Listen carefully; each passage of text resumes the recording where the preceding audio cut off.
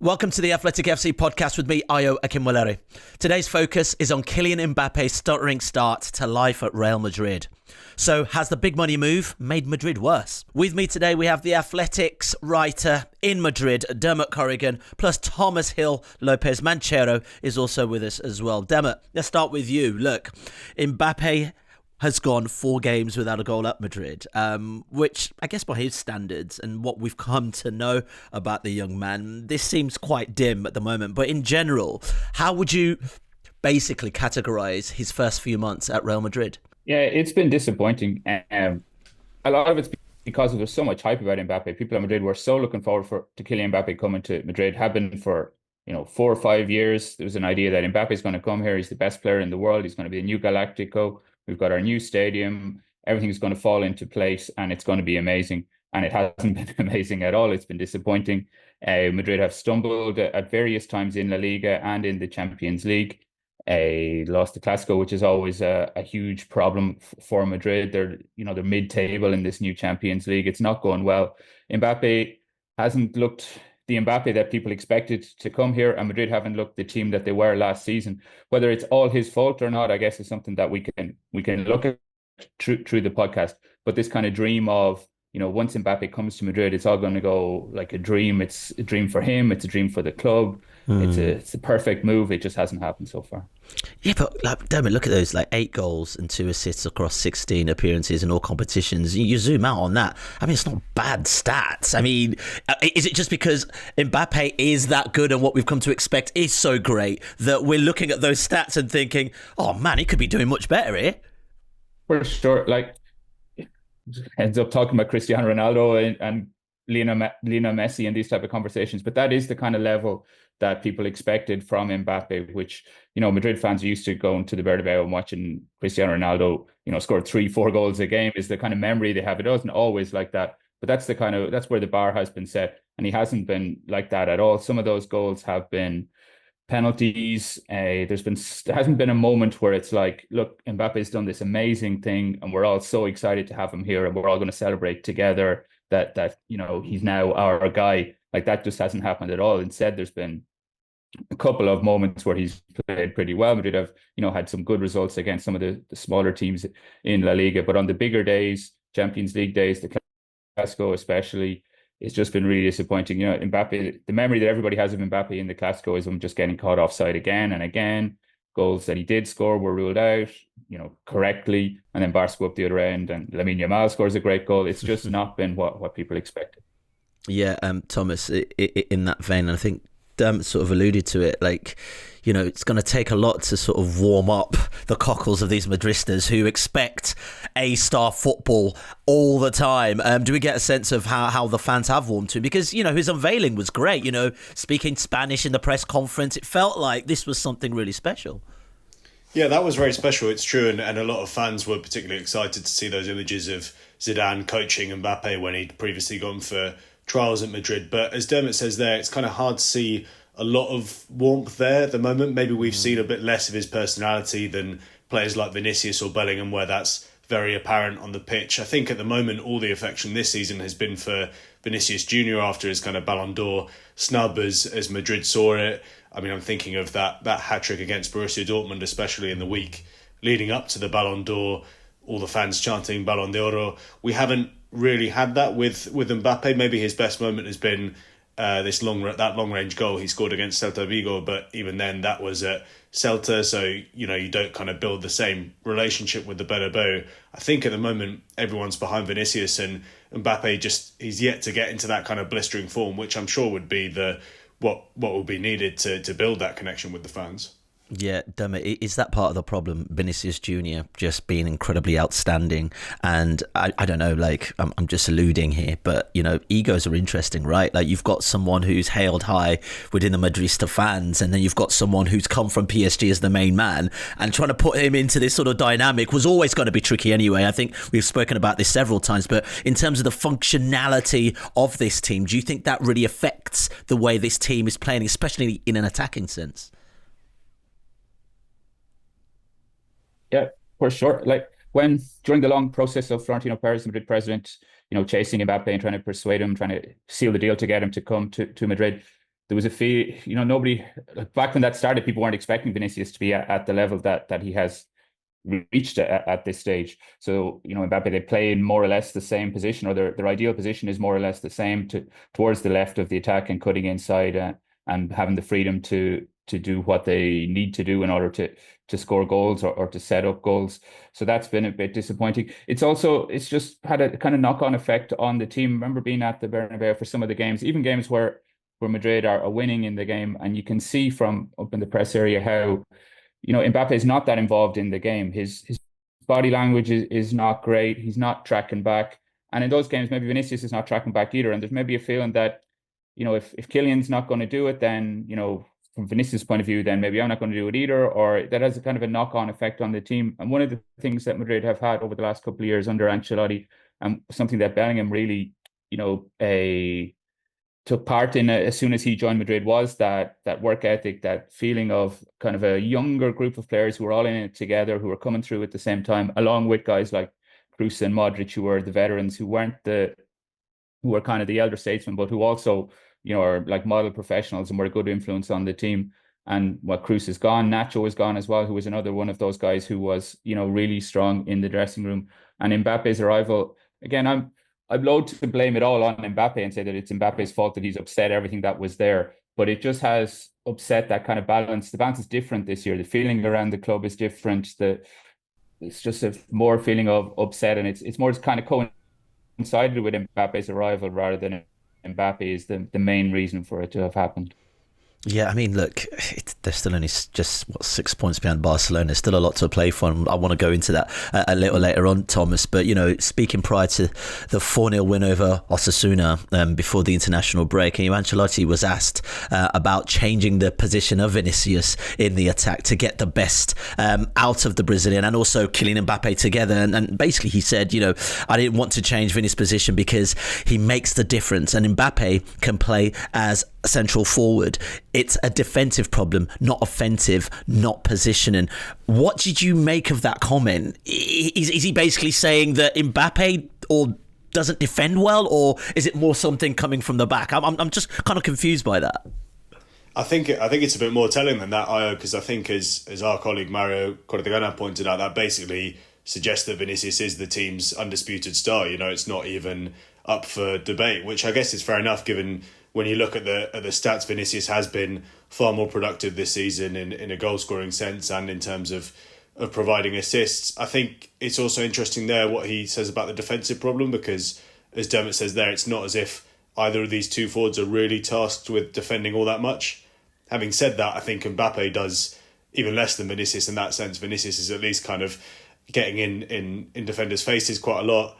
I think my colleague Tom Harris fished out these stats showing that Mbappe's made one tackle in La Liga this season, which is pretty damning. So even if they're not expected to do that, I think with Vinicius, if you're scoring the goals and putting up those numbers regularly, that's seen as less of a problem. Maybe with Mbappe, if he's not scoring, suddenly it's, what are you getting from him, I guess, would be the question. Yeah, I think one of the things that a lot of people talk about is the money Mbappe made coming into Real Madrid. I know they got him on a free, but the signing on fee was £84 million or something along those lines. When you add up that and the wages, that's a fair amount for a player. But it's brand Mbappe, so I guess you could kind of understand that. But do you think that also raises the level of expectation then, Thomas, in terms of, do you know what? Dermot's pointed it out. Someone who was on that kind of money, Cristiano Ronaldo, also club favourite, who's now left, Karim Benzema. You're looking for that potent number 9 who's able just to destroy defences. Yeah, it's not really fair, is it, to say that it's a free transfer when it's that kind of signing on fee you've got there. And it's true that Madrid have been saving up for him over the years. The cost of the Bernabeu now I think is now at 1.76 billion. So they're expecting instant returns from Mbappe, really, and he was supposed to be the star to inaugurate this new stadium. I think there's still time for him, but it's also true that he was such a headline signing in contrast to a lot of the players of recent years where they were either younger players who had yet to reach their full potential, market opportunity signings like David Alaba, like Antonio Rudiger. So Mbappe is expected to deliver in a way that those players weren't maybe as soon as they joined. There's still time, but yeah, there's big expectations on his shoulders. Dermot, look, Florentino Perez isn't silly. He knows how to make money and also buy players that can bring money back to Real Madrid. And I'm thinking commercially, right? You know, Kylian Mbappe, global star, global name. Do we have a sense of how well he's done commercially for Madrid? Obviously, on the pitch, things are still trying to click. But, you know, shirt sales, for instance, I can imagine you're seeing a few Mbappe shirts running around Madrid, you know, kids wearing his jersey. Or is it actually a Vinicius' jersey that everyone's buying?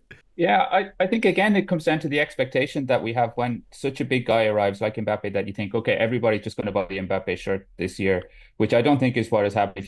If you go to the games or just around the streets, at home, the kids in the school, it's still a lot of Vinicius shirts, a lot of Bellingham shirts. There are some Mbappe shirts, but he hasn't blown everybody away. He hasn't become the must-have that I think even Bellingham did last season. Bellingham, you know, came in as a much lower profile player than Mbappe, but made a huge impact on the team and impressed everybody, surprised everybody, I guess, positively with the contribution that he made immediately in the team. You know, maybe he's not having that same impact this season as well, which is maybe something else to look at. But again, from the commercial point of view, it's where the expectations are set. You think you're bringing in Mbappe, it's going to be a game changer for Madrid. It's going to move them on to the next level. And, you know, I did a story about this in the summer as well. For Mbappe himself, you know, joining Madrid was going to lift him to a new commercial level as well. And that's all based on him being a huge success and scoring lots of goals, Madrid winning lots of trophies.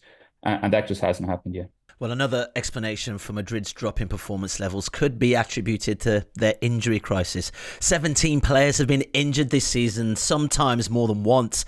Here's our colleague Akinwolere, who has reported on internal tensions inside the club. No, it's definitely not the best of times for Real Madrid, despite having won a Champions League title and a La Liga title just 4 months ago. Long-standing tensions have now emerged within the dressing room due to negative results this season. According to The Athletic, as far as we know, Carlo Ancelotti's side has suffered at least 25 injuries. This is one of the consequences of a physical preparation that is now in doubt, according to multiple sources. Antonio Pintus, the well-known Real Madrid physical trainer with almost 40 years of experience and who has even collaborated with NASA, as we reported back in July, has distanced himself from Ancelotti for some time and is criticized by key players and staff for his methods. Some consider his techniques to be outdated and focus on the team's game, and sometimes misdirected to what the players really need. All this adds up to one of the great debates within the dressing room, with Kylian Mbappe, with Vinicius Jr., with Jude Bellingham, with so many stars. Should they defend more?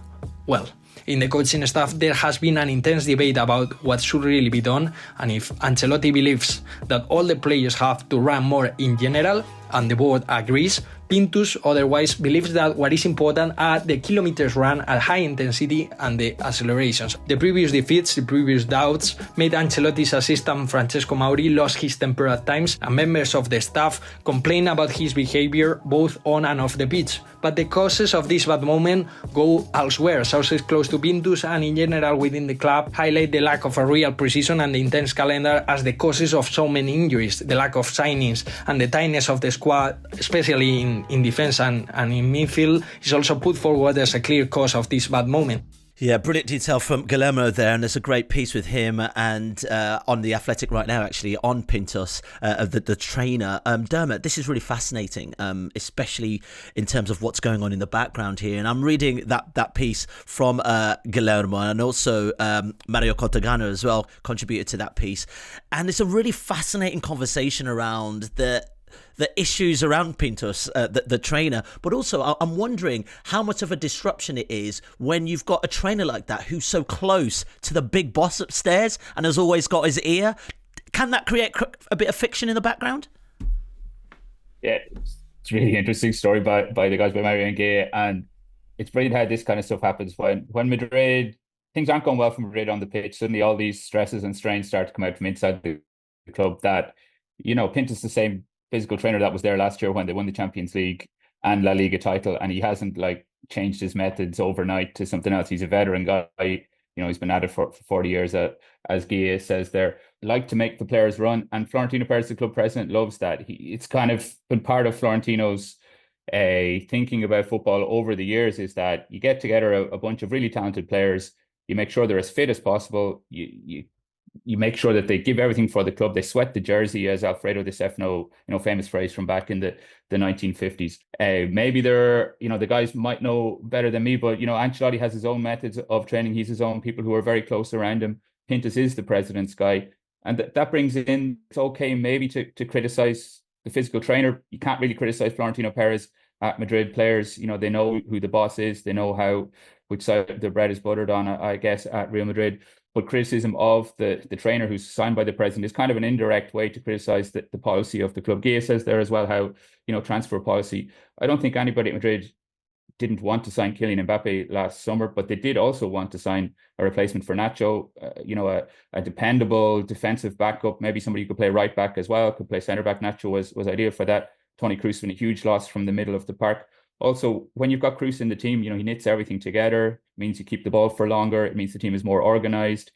When the team doesn't keep the ball, keeps giving it away, when it's less organised, it means you have to run more in games. It means more chasing back. It means more times you're caught out of position and suddenly, you have to sprint back. So all those things have kind of added up, and Pintus has maybe become a focal point for the issues that are going on in the club. Again, without him having, with him being the exact same Pintus as he was 12 months ago. But again, such a fascinating club, Real Madrid, to cover, to think about, to talk about, and especially maybe when things are going wrong as they are at the minute.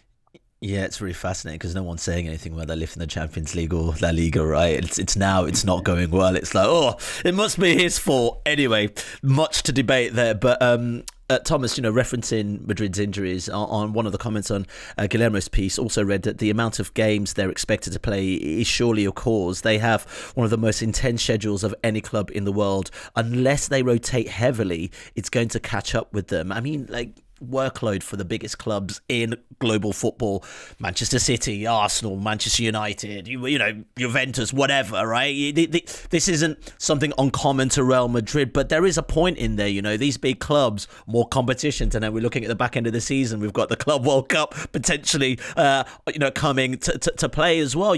Squad rotation is important, but do Madrid have power in numbers in that respect?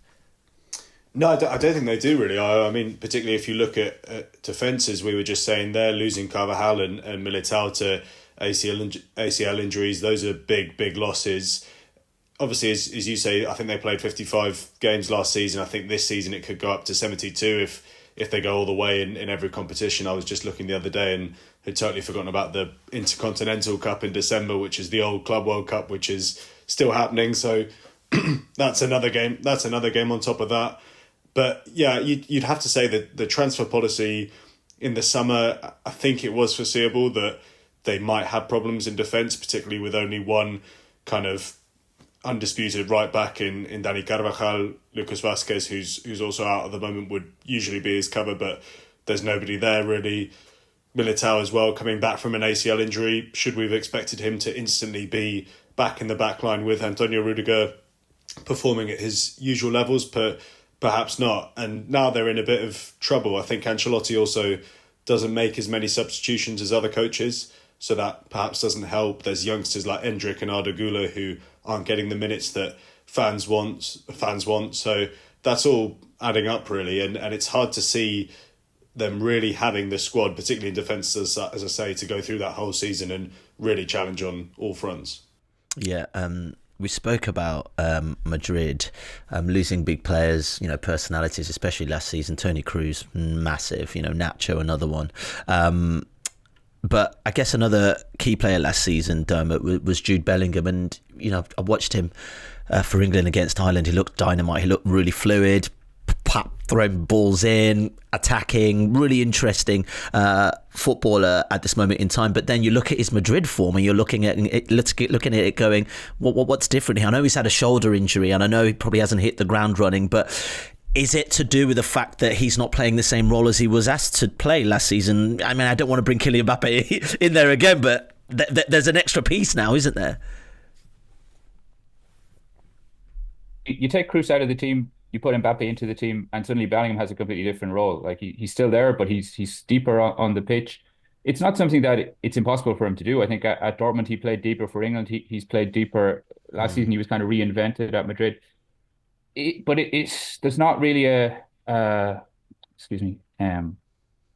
Ancelotti has not yet come up with a plan or a system in which all his best players can work. It took a couple of months at the start of last season for it all to click together, and suddenly you had, okay, Bellingham's going to come from deep. We're going to have Vinicius and Rodrigo up front. They're going to split, and Bellingham will arrive just at the perfect moment to score. That's not his role anymore. That role doesn't exist in the team because Mbappe is there. So he's had to play deeper. He's had to fill in different roles. Sometimes he's played towards the left of midfield. Sometimes he's been on the right, because Ancelotti is still trying to kind of get all his pieces and fit them together into a cohesive kind of system that works for the team. And Bellingham has been a fall guy in that process. He's been asked to do different things. He doesn't look that comfortable. I think his shoulder injury is a factor in this. It's something that he's been able to manage, I guess.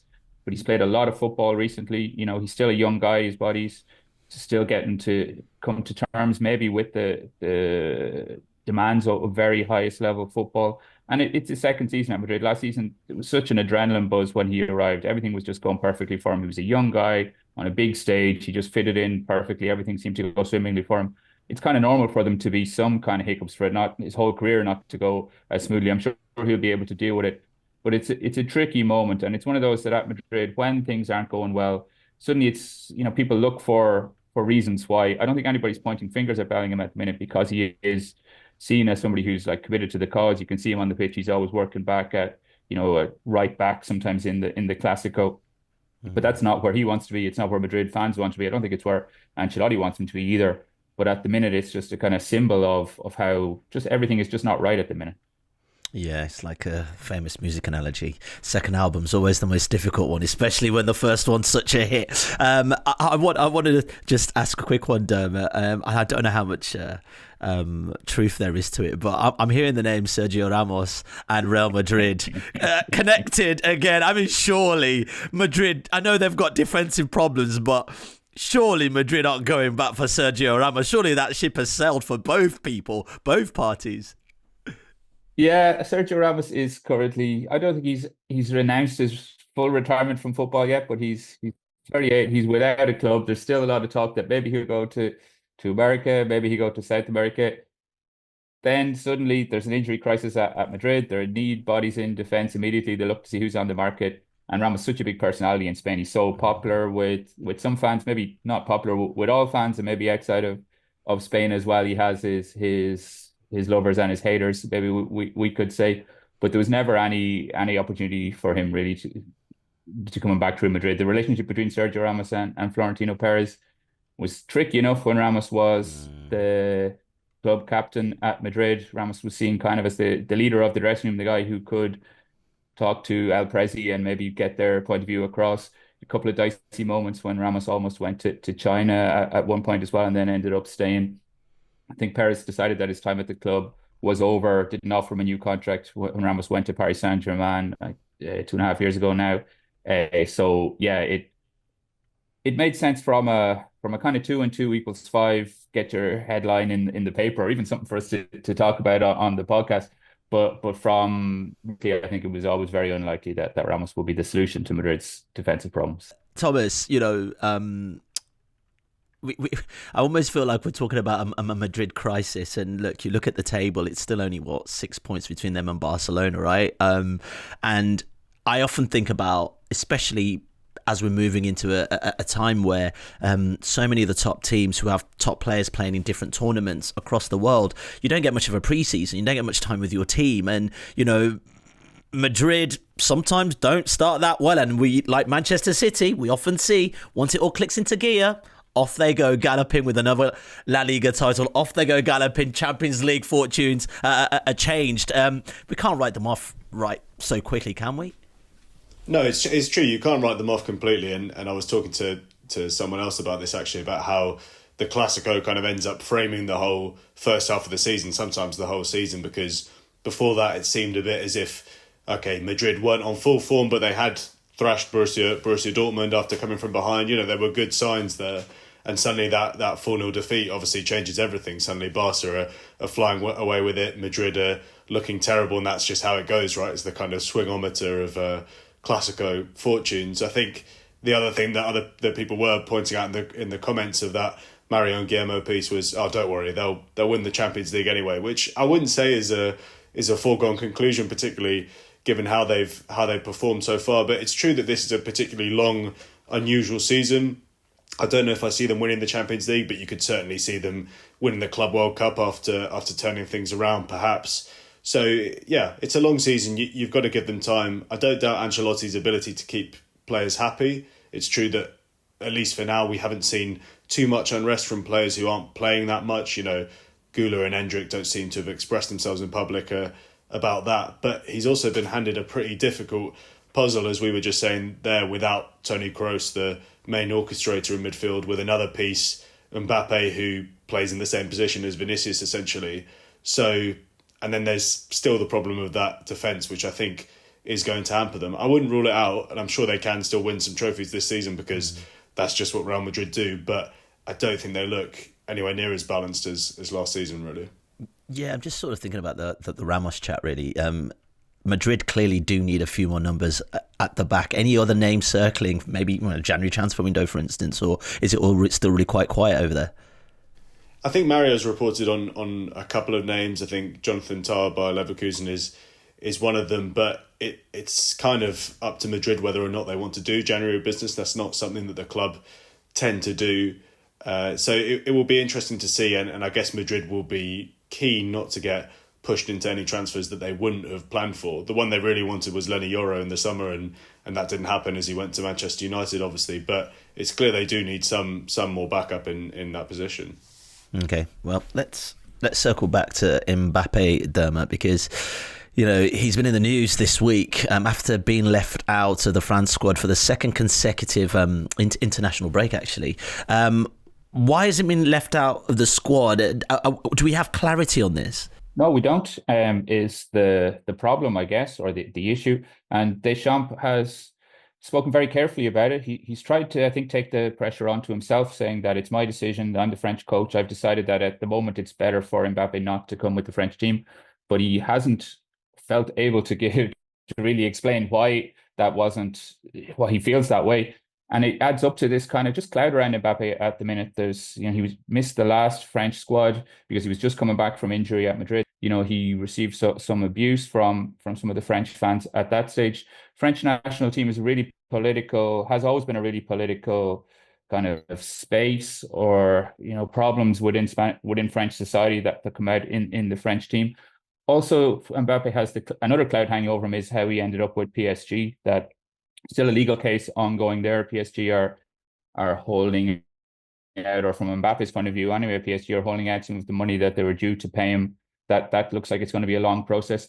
And it's just a feeling with Mbappe of that his career has gone into a kind of a limbo or something, that over the last couple of years, since he decided to take more money from Paris Saint-Germain to stay in Paris instead of going to Madrid to go and be connected to Qatar for the World Cup 2022, which was going to be played in Qatar through the PSG ownership, that his career since then just hasn't taken off in the way that it should have. Lots of different issues, which maybe if he's on the pitch scoring goals, people don't talk about. He's not on the pitch, especially not for France, and he's not scoring goals for Madrid. So it opens up the space for all these issues to talk about. And this is not from, knowing Kylian, or this isn't any insider information or anything, but just looking at him, you get the feeling of a guy who's not as happy in himself as he used to be. He used to be like so confident, so like just so sharp on the pitch, and just everything was coming off for him. Whereas now things are more difficult for him on and off the pitch. And, he's still in his mid-20s, so he's still a very young guy. But that kind of just, I was going to say joie de vivre is like a French yeah, no, go for it, yeah. Correctly there. But just a feeling around him that things are not going the way that they should have gone, and that not the way that he expected them to go. And yeah, this French situation is fascinating. I say I don't have the answer to why he's not playing for France, but it's a big deal. If Kylian Mbappe is, national captain, best player for France, the head of the federation says he wants him to be there. Coach says he's decided against it. It's a huge issue, and we're going to have to see how it plays out, over the next international breaks as well. Yeah, I just think also, Dermot, on a human level, though, I know we are, we love to pick the bones out of the game, right? I'm just thinking there's a young lad there, really, and, with the massive spotlight on his head, You can excuse them, and I think about this, especially about the modern day football stars, especially as they start off so early. You know, he started off really early, Mbappe, that sometimes it just gets a bit too much, man. Sometimes you just need to take a step back from those grand responsibilities, and perhaps we should maybe even allow that to just let him breathe. He's still a young boy. Yeah, I remember just in the summer before Mbappe joined Madrid, was doing a piece about the brand Mbappe, about how the people that he had around him, how he's the closest advisors that he has, and it's still very close with his family. You speak to people at Paris Saint-Germain, people who know him, people within the football industry, and it's a very, very tight circle around Mbappe. And it was always, they had it set up, it all was just going so well for him. It wasn't that difficult to manage Kylian Mbappe's career. It wasn't that difficult to beat Kylian Mbappe, maybe to an extent. Now it is much more difficult to do both of those things, and they're still kind of coming to terms with it. And through that kind of limbo period that they had at Paris Saint-Germain over the last couple of years, they've just kind of plateaued a little bit maybe, and they're still waiting for that next push on, and it just hasn't happened yet for them. Yeah, Thomas, you know, it's funny. I just looked at the Ballon d'Or listings, and Mbappe finished 6th in the Ballon d'Or voting this year. You know, you think about his performances in France for France at the 2018 World Cup and also the 2022 World Cup. Insane. You know, we were thinking this is the guy who's going to take the crown of Ronaldo, of Messi, but it just doesn't seem to quite have happened as quickly or as precisely it has for those two players, has it? Yeah, it's hard to compare him, obviously, as always, that usual caveat to Messi and Ronaldo when they were posting such jaw-dropping numbers each and every year with brilliant performances to go with it. Mbappe's already left his mark on football, I think, in winning the World Cup, in that World Cup hat-trick, even in defeat, only the second man to do that after Jeff Hurst. So there's a lot there already. Maybe it's just tricky to follow that up, really. You know, how do you follow up becoming a World Cup winner at such a young age? Even so, he's still PSG's record scorer, looks like he will become France's record scorer. I think, yeah, there's a lot going for him, and I just think it is probably a case of giving him time. He's at one of the biggest clubs in the world, which obviously brings with it more expectations, more demand. That's tricky when things aren't going well, but when things are going really well, you're even more in the spotlight. So I don't have any doubt really that he's going to start getting back among the goals, and we'll see the best version of Kylian Mbappe. Yeah, Dermot, you said you've written about the Mbappe camp in general, and in a piece from our colleague Mario Corrigan in September, a source is quoted as saying the following about Mbappe. You know, they said, I thought Mbappe would have a lot more ego, but it hasn't been like that. Here we had Cristiano, which is obviously Cristiano Ronaldo, one of those players with global superstar status, but Kylian's character is totally different to Chris. Now, back to what I was just saying, expecting him to take the crown of Messi or Ronaldo. Messi and Ronaldo are two very different characters, actually, and both potently brilliant footballers. Does Mbappe have that star status solely from football? Because for me, I don't necessarily think it's about being an outwardly character or an alpha male in many respects. He's just a different kind of star, surely. I think he's a different type of personality there are definitely similarities between Messi and Ronaldo and Mbappe. Messi and Ronaldo were focused on football almost to a comical kind of point of view, that football was just the only thing for them. They just wanted to get the ball. They wanted to go out, score goals, win games, win trophies. Mbappe is a more rounded character, a different generation. Maybe, you know, he's been interested in other things. He's spoken about politics. He has his own production company. He's interested in, you know, he has his foundation, other work that he does. And I'm not going to say he got distracted, but maybe if you're at PSG and you're in a different league, maybe it's a little bit of a comfort zone where you're able to also give some of your energy, some of your focus to other things. If you're at Real Madrid and if you want to win the Ballon d'Or and score 60 goals a year and, you know, be that type of superstar on the Messi and Ronaldo level, maybe football has to be the only thing in your life. And maybe Mbappe either doesn't want that or hasn't realized that, or it's something that he might decide later on in his life. I'm not sure. But I still think he has the talent. Like, go back, as Thomas said there, on the biggest stage in World Cups, he has been tremendous. He has reached levels that, you know, Messi won the last World Cup, but didn't do the things that Mbappe did in World Cups. It's just some historic performances from Mbappe when he was so young. can he get back to that kind of level? You would guess so. Like, you would think that's why Madrid want him. That's why there was such hype around his signing. That's why Florentino Perez spent so long pursuing him. It hasn't happened in the first 3 months. And maybe that's stopping him from getting to that kind of sole focus on just football that Messi and Ronaldo had. Or maybe he'll never have that focus. He's just a different type of guy. But when you start to compare him to those two guys, that's what you have to think about. And at the minute, the comparison is just not fair to make at the minute. Yeah, fair enough. All right, gents, let's leave it there. Tomas, Dermot, really appreciate your time, and thank you all for listening. We'll be back tomorrow. If you want to watch more episodes of the show, please subscribe to the channel. We'll be joined by the likes of David Ornstein, Matt Slater, Adam Crafton, Carl Anker, and plenty more through the season. If you'd like to listen to the episodes in full in audio form, search The Athletic FC wherever you get your podcasts from.